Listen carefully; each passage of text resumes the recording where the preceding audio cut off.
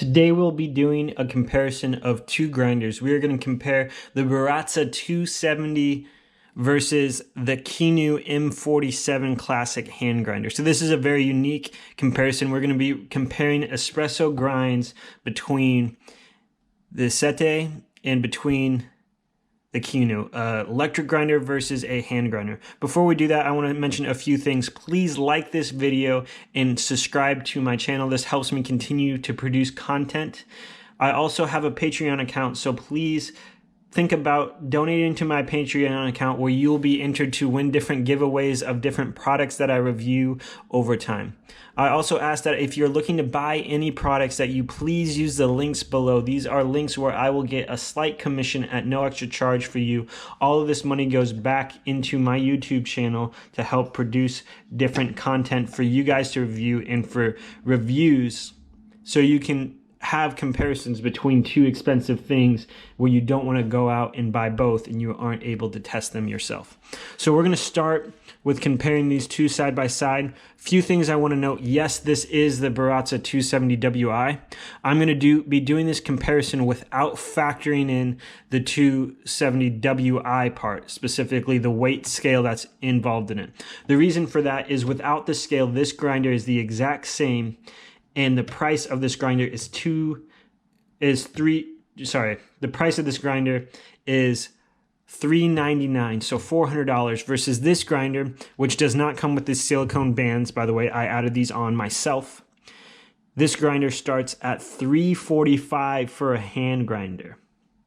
So we're going to compare what the differences are on these grinders, which one I would prefer, and why I would buy one versus the other. So let's start with the Baratza Sette. This has 270 different grind settings. It has a stepless design here, so you can change this bottom dial based off of letters of the alphabet to affect the grind settings. You can grind directly into this catch cup right here, or you can flip these little things down and grind directly into a portafilter. Both of these have worked well. I've ground directly into a 58mm portafilter and have had no issues with it spilling. It holds it in there locked and I don't really have to worry about it too well.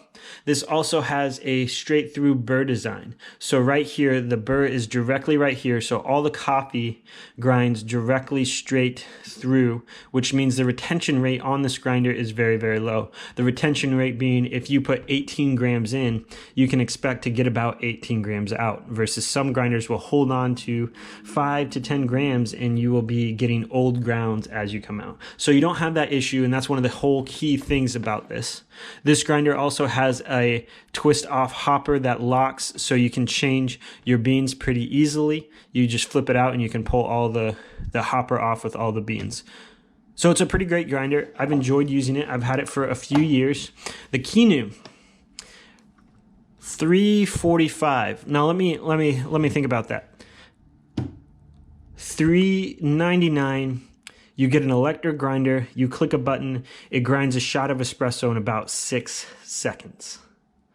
Versus $345 for a grinder that you have to basically hold in your hand and spin this thing for a while until you get the grinds out that you want.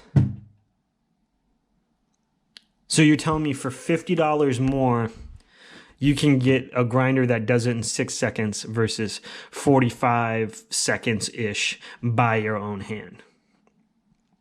Let's talk about the pros and cons right here. This grinder is great. This has a magnetic catch tray. There is a con of the fact that if you are using this for a portafilter, the magnets can get caught on the portafilter like that. I've had a few issues, like right now, the magnet fell out of there. That is a problem. And I'd expect that to be perfect. And another huge problem is I am left-handed. Doesn't sound like an issue normally for a hand grinder, and it typically isn't.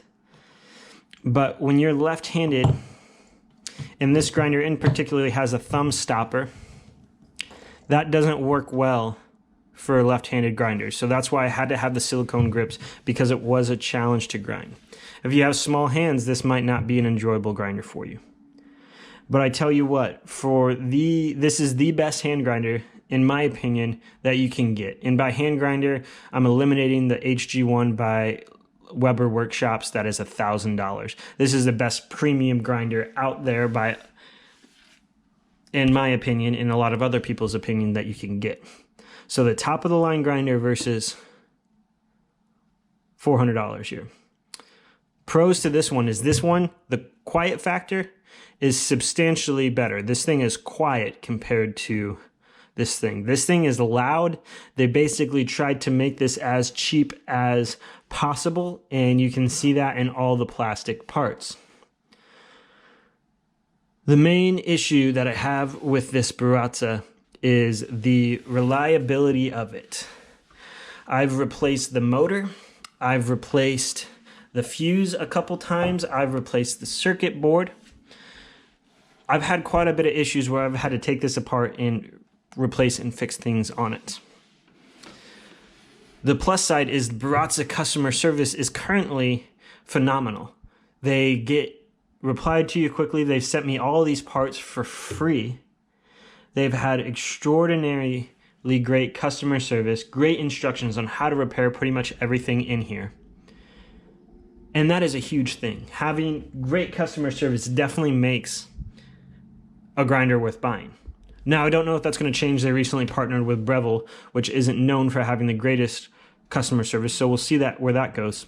Kinu, on the other hand, I've had issues getting hold of Kinu, and a lot of people have had issues going and getting a hold of Kinu. One of the main things for that is they did recently have a fire in their warehouse. I can't remember how long that is. And hand grinder parts are in high demand in the midst of COVID. Everybody is now no longer going to coffee shops, and they're buying good quality coffee stuff to make at home. Therefore, Kinu has been out of stock, hard to get, and hard to reach if you run into a problem with them. So the customer service for Baratza is definitely better than Kinu. But here's the thing. When it comes to grind quality, the Kinu wins. The Kinu wins. The Kinu is better. The Kinu is hands down what I would choose for grind quality. The sacrifice is, am I willing to spend 45 seconds in the morning hand grinding, and in the results I don't get 6 seconds of quick grinding in a loud volume, but I get hand grinding, it takes a little bit longer, I get better results, and it's not as loud, it wouldn't wake up the neighbors. There's pros and cons to both. This grinder doesn't do very, very well for drip. I would say you can't make a French press, you can't make a Chemex, and a V60 in a Kalita Wave, it's pushing it. It does come over, you can buy this nice attachment to grind directly into an AeroPress now, but to do that you have to remove these things here, so it'd only be for an AeroPress, and for an AeroPress it probably would be a good grinder. But we're talking about Espresso here. Which one would be better for Espresso? Time after time again, I would go back to the Kinu. The reason for is you're spending $350 for a straight through burr design and very little that can go wrong. This thing is built solid. This is like 2 pounds of solid stainless steel. You're buying quality versus technology. You're buying the quality of construction built in the Kinu versus the technology, the circuits, the cable, and all the stuff that goes into a grinder that they have to factor cost in for. And I can tell you one thing, the cost isn't just a $50 difference probably of what they're going to charge you for electronics. The quality of grinds and the quality of construction is always going to go to the Kinu regardless of customer service. But I don't think there's going to be very much going wrong with the Kinu over time. The main thing is these magnetic things, which you can actually buy a non-magnetic catch tray for $25.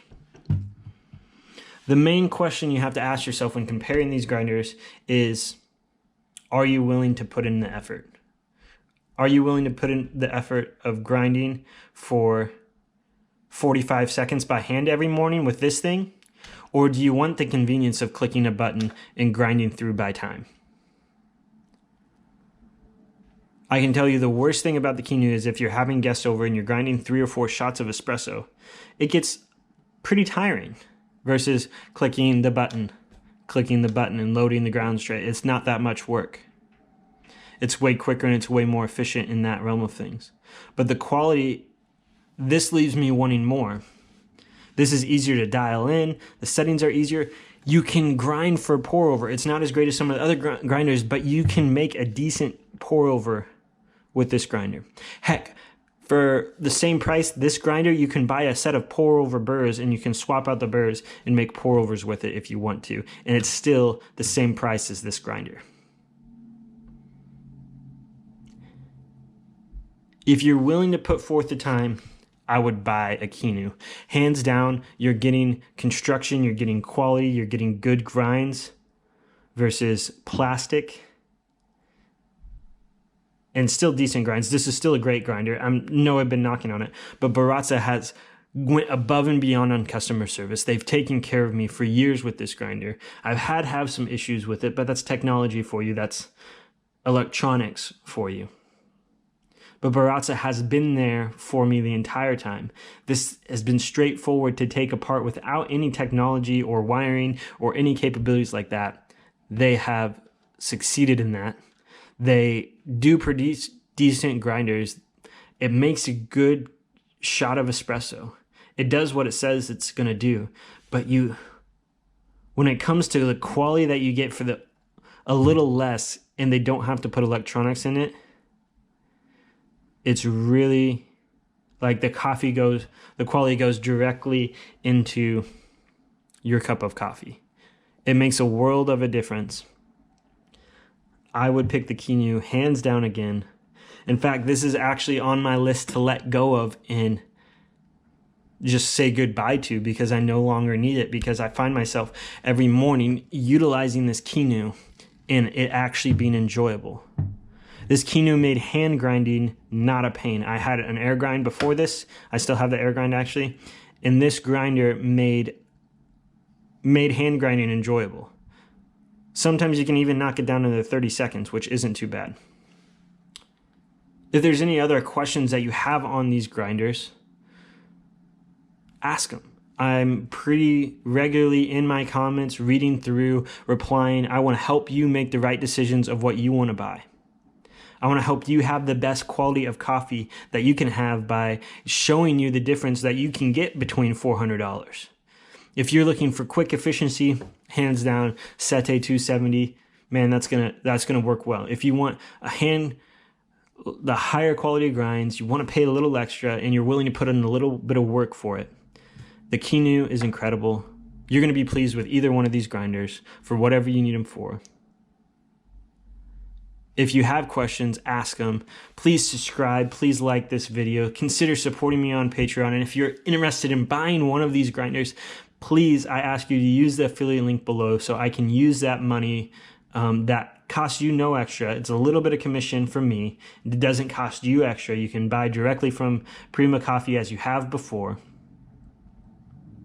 I ask you to use that affiliate link so I can put more money into gear like this so I can review it and give you an unbiased opinion on which way you should go and the difference between two quality products. Thank you for watching, and remember, please subscribe.